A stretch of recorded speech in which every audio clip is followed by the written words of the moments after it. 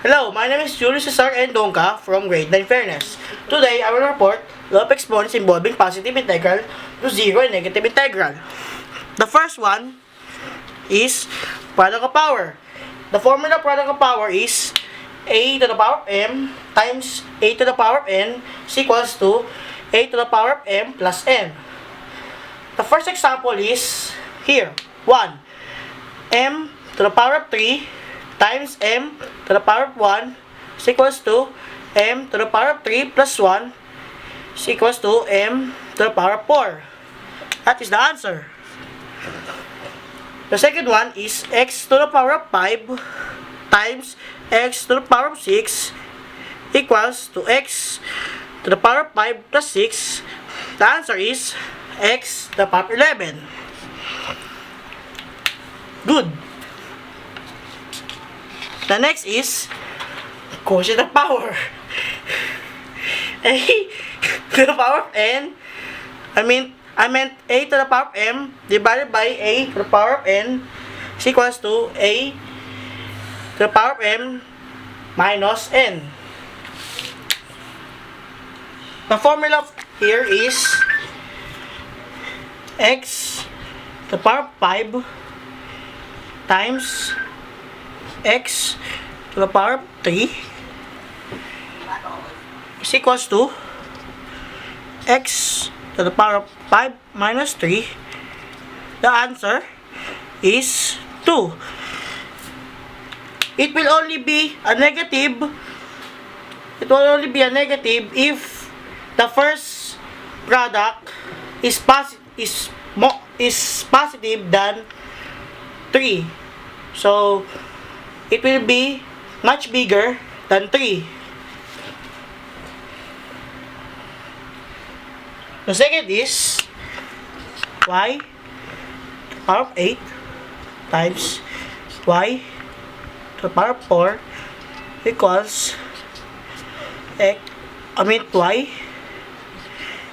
8 minus 4 is equals to y over 4. The next one is power of product.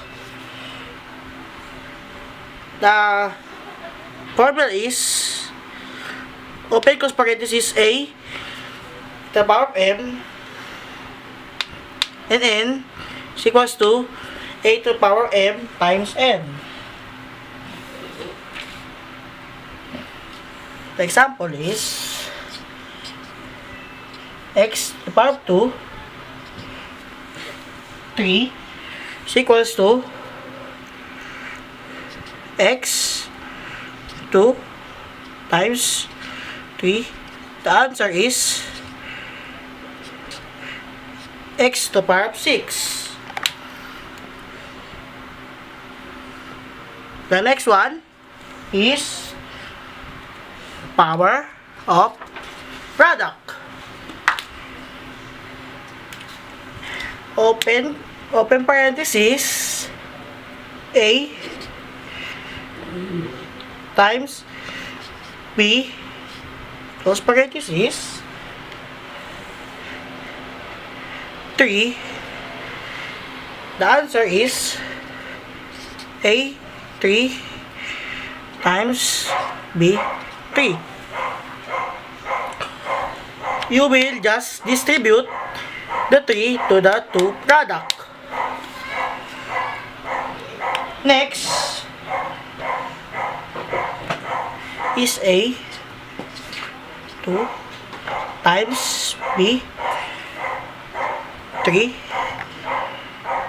close parenthesis 5. Solution here is 2 times 5 times b 3 times 5. The answer will be a to the power of 10 times b power of 15. No times. There's only a to the power of 10 and b to the power of 15. you will multiply the 2 because it will only needed one value. The next is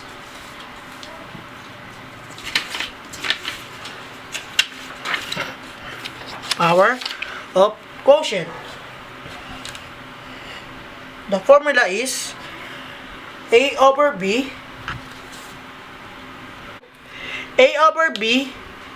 over M. The answer will be AM over BM. You will just distribute it like the power product, but in here the power quotient it is formed in fraction. So the example is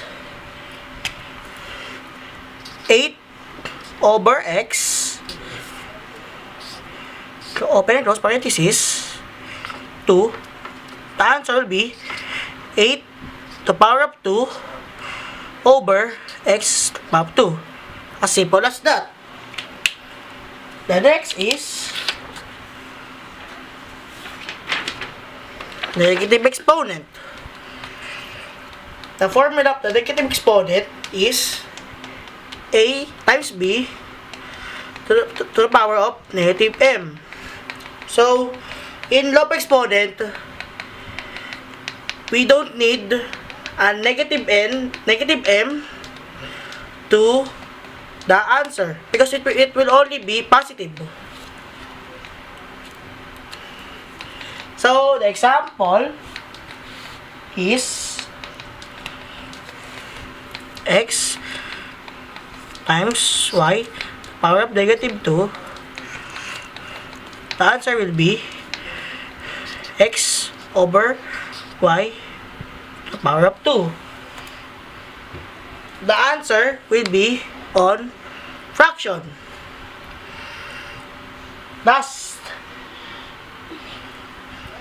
The last one is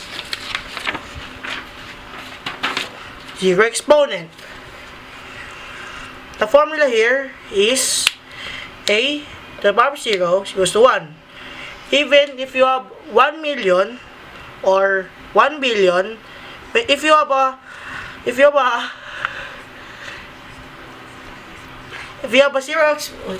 ulit natin. Okay, go. 1, 2, 3, go. The last one is zero exponent. The formula is a to the power of 0 equals to 1. Even if you have a billion, trillion, if you have a zero exponent, the answer will be 1. Example, 1, 10,000 to the power of 0, the answer will be 1. Because there is no value in zero exponent, so the answer will be only 1. And that's it for today. Bye-bye! Hello everyone. Today I'm gonna discuss about the cosine law. And cosine law is useful for computing the third side of a triangle when two sides and their enclosed angles are known. Also in computing the angles of a triangle if all three sides are known. Here are the formulas for finding the sides of a triangle. For side A squared equals b squared plus c squared minus 2bc cos A. For side B squared equals a squared plus c squared minus 2ac cos B. For side C squared equals a squared plus b squared minus 2ac cos C. Here are the formulas for finding the angles of a triangle. For angle A, cos A equals b squared plus c squared minus a squared over 2bc. For angle B, cos B equals a squared plus c squared minus b squared over 2ac. For angle C, a squared... Restart. Hindi ko kaya Angles. talaga. 1, 2, 3, go. Formulas for finding the angles of a triangle. For angle A, cos A equals B squared plus C squared minus A squared over 2BC. For angle B, cos B equals A squared plus C squared minus B squared over 2AC. For angle C, cos C equals A squared plus B squared minus C squared over 2AB. Now, let's try to solve a triangle. First, I will label the triangle the letters A, B, C. And I'll organize the given of the triangle. First, the angles. A, B, C equals... angle C is the only given. The sides are the sides for C is 23 meters and the sides for B is 20 meters. Now, if that's the only given, you will have to first find the sides of the letter A. So we use the formula A squared equals B squared plus C squared minus 2BC cos A. B squared, so 20 squared plus C squared 23 squared minus 2B, and for C is 23. You will have to use the calculus to find the cosine for the angle A. So angle A is 47 degrees equals to 0.6820. And 20 squared is equals to 400 plus 23 squared is equals to 529 minus 2 times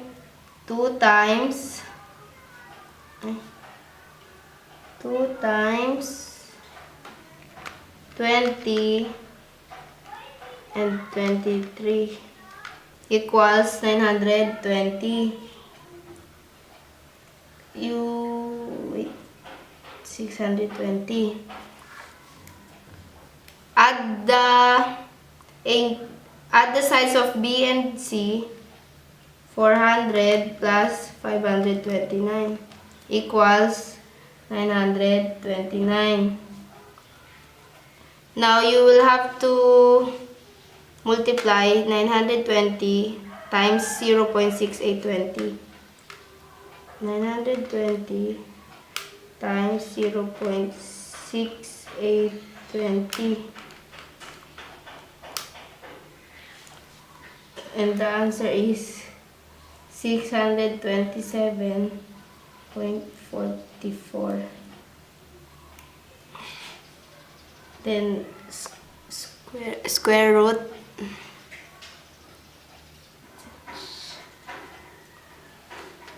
$929 minus 627.44 is equals to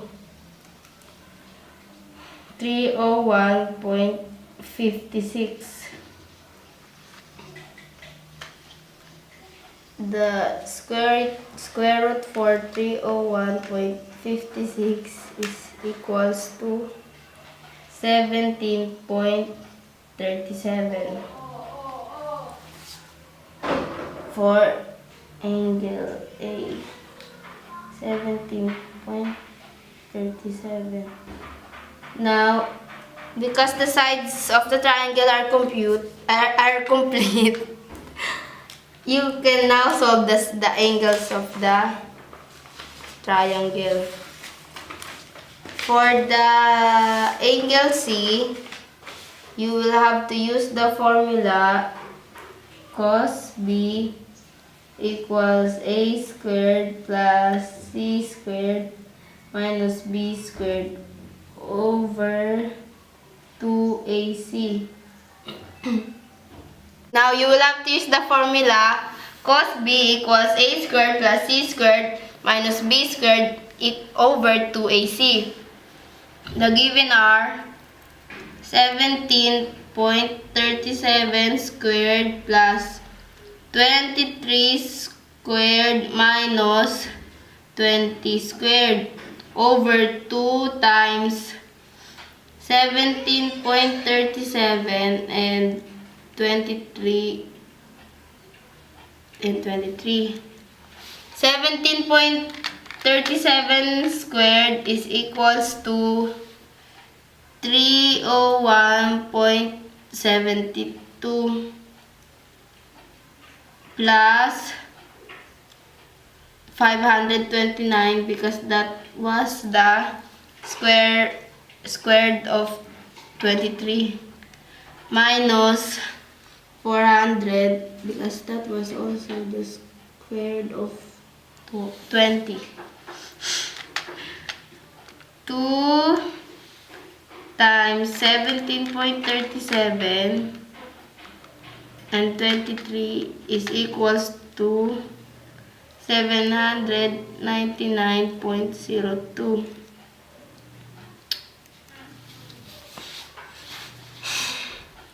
Now we add and minus and subtract them. 301.72 plus 529 minus 400 is equals to 430.72. 172 over 799.02 is equals to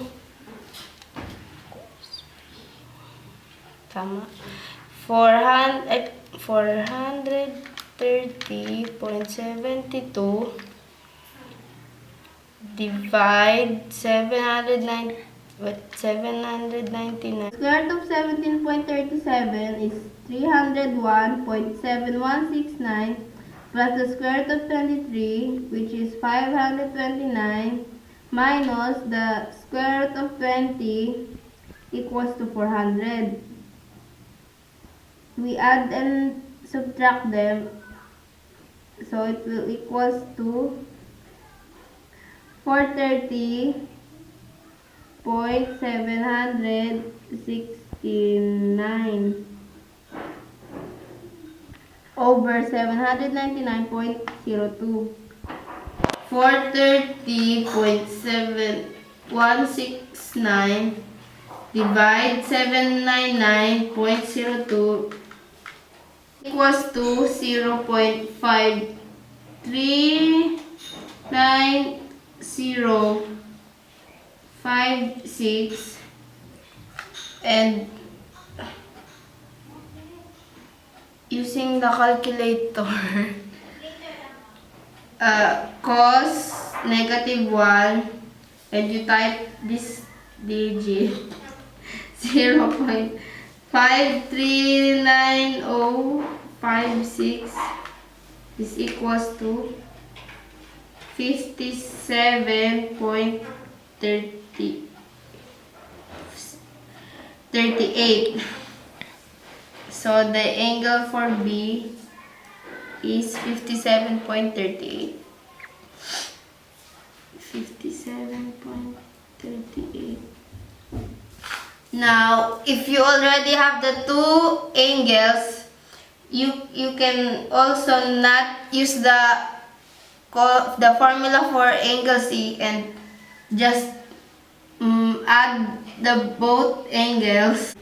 So 180 minus 47 plus 57.38.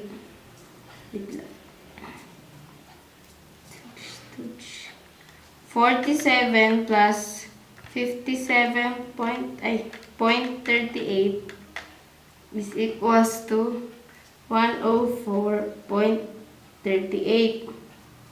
Subtract it to 180 and the answer will be 75.62, and that is the answer for the final angle that we are finding.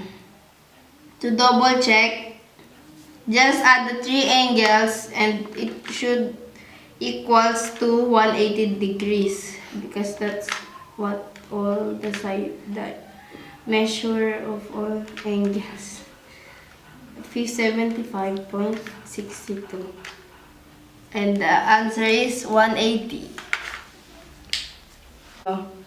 Now that's the end for our lesson cosine law. I hope you learned something. Hello everybody, today I will be discussing about multiplication of radical expressions. Multiplication of radicals is just as simple as multiplying numbers or variables, but with twist, it has radicals. We can apply the law of radicals and distributive property in this lesson. So for our first example, we have here square root of 5 multiplied by square root of 10. First, you have to multiply the numbers inside the radicals. So 5 times 10 is equals to 50. 5 times 10, square root of 5 is equals to square root of 50. Now we find two numbers that when we multiply, we will get 50. So what I have here is 25 and 2. Square root of 25 and 2. Since square root of 25 is a perfect square, we'll simplify it, it will become 5, and square root of 2 will remain the same because it doesn't have a square. So 5 square root of 2. That's our final answer. So moving on to our next problem, we have here square root of 5 multiplied by negative 4 square root of 20. So it's just as simple as number 1. First, you have to multiply the numbers inside the radicals. Square root of 5 multiplied by square root of 20. Wait. Square root of 5 multiplied by square root of 20. So 20 times 5 is equals to square root of 100. Then we'll multiply. Then square root of 100 is a perfect square, and the perfect square of square root of 100 is 10. And then we'll bring down negative 4 here. Negative 4. We'll multiply it with 10. So negative 4 multiplied by 10 is equals to negative 40. We should never forget the numbers outside the radicals.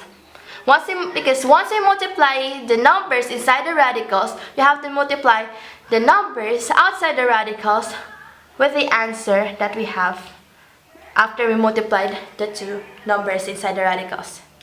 So yeah. So on to the next problem, we have here square root of 3 multiplied by 5 plus square root of 3. Here, we'll apply the distributive property.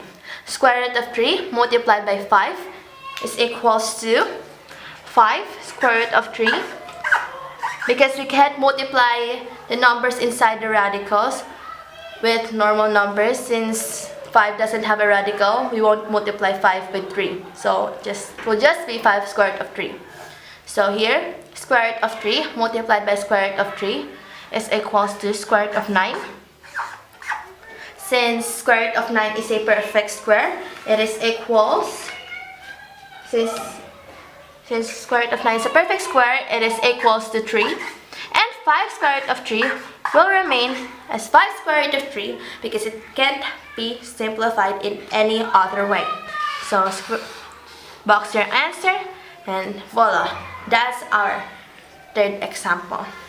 Okay, next we have another problem that involves distributive property. So now we have negative 2 square root of 5 multiplied by negative 3 square root of 3 plus 3 square root of 5. Negative 2 multiplied by negative 3 is equals to negative 6. Positive 6 rather. 6 square root.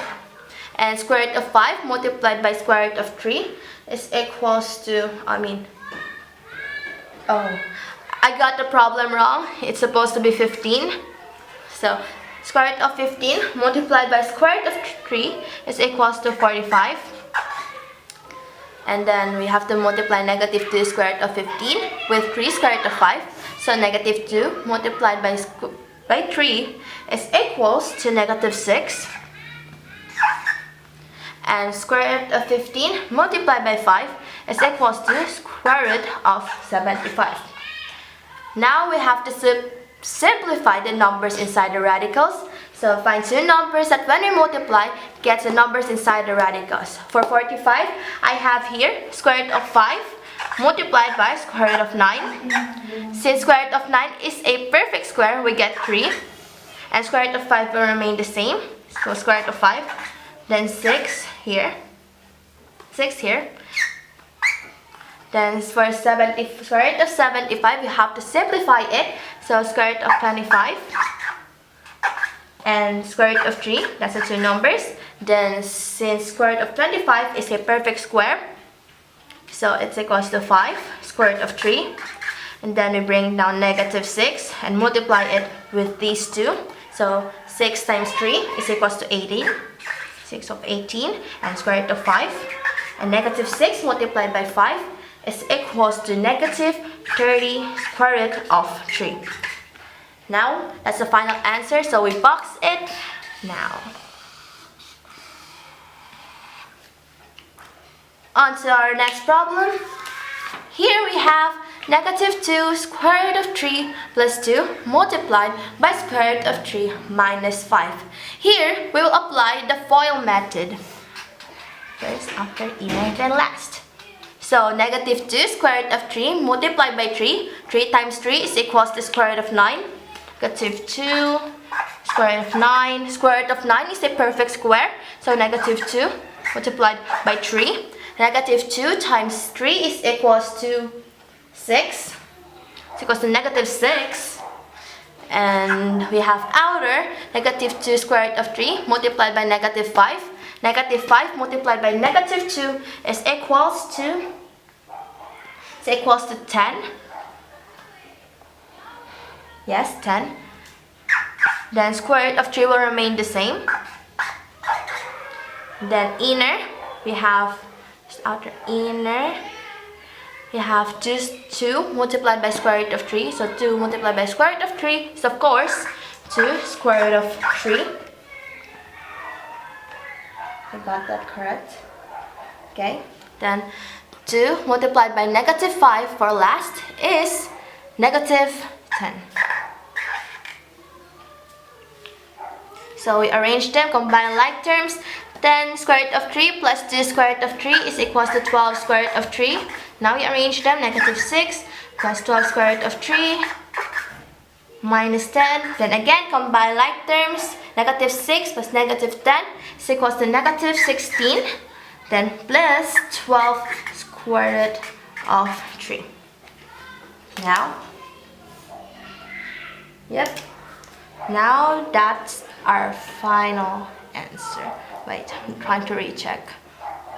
Yep, that's our final answer. Now, have 3 more problems left. Here we have a problem with variables in it. So 15, square root of 15 n squared multiplied by square root of 10 n cubed. 15 n squared multiplied by 10. So first we'll multiply the numbers. So 15 multiplied by 10. Wait. 15 multiplied by 10. So is equals to 150. And we simplify 150. Find two numbers again. I have here is square root of 25 and square root of 6. since 25 is a perfect square, we get 5, and square root of 6 remains the same. And now here, have the two variables, so n squared multiplied by n cubed is equals to n raised to 5. So now we find two variables that when we multiply, we get square root of 5. So what I have here is n raised to 4 and only n.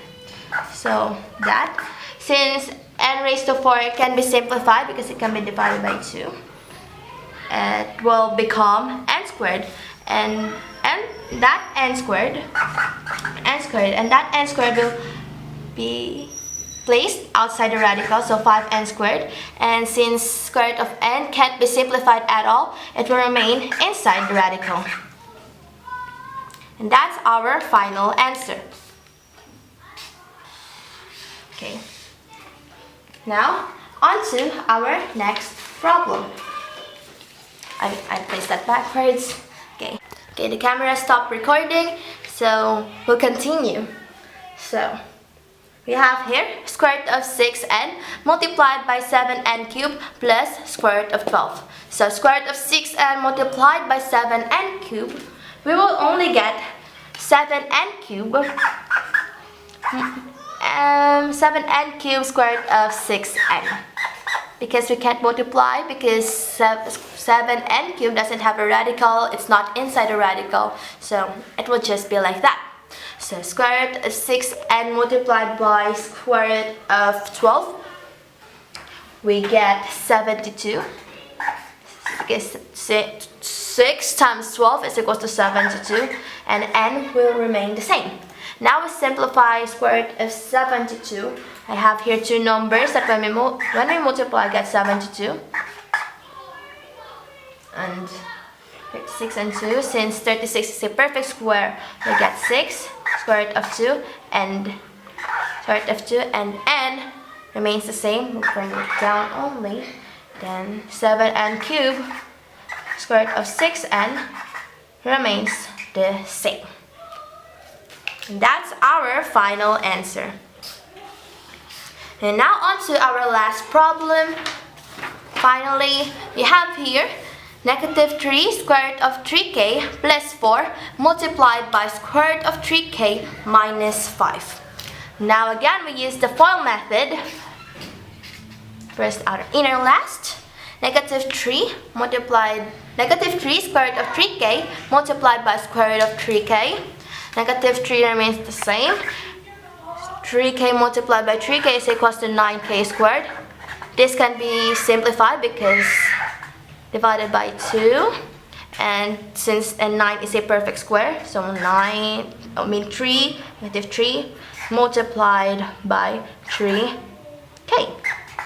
And then we get negative 3 multiplied by 3 is equals to negative 9k. So outer, we have here negative 3 square root of 3k multiplied by negative 5. Negative 3 square root of 3k multiplied by negative 5. Negative 3 multiplied by negative 5, we get negative 15. And square root of 3k would remain the same. And for inner, we have 4 multiplied by 3k. We get 4 square root of 3k. And for last, we have 4 multiplied by negative 5. 4 multiplied by negative 5 is equals to negative 20. Now we combine like terms. Wait a second. Oh. Wait a second. There's something's wrong with the problem.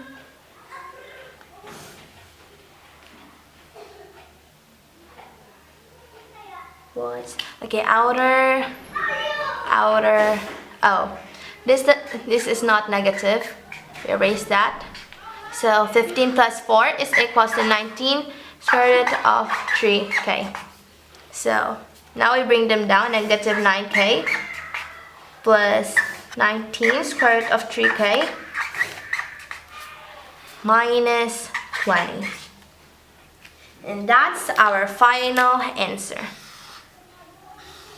So that's our last problem for multiplication of radical expressions.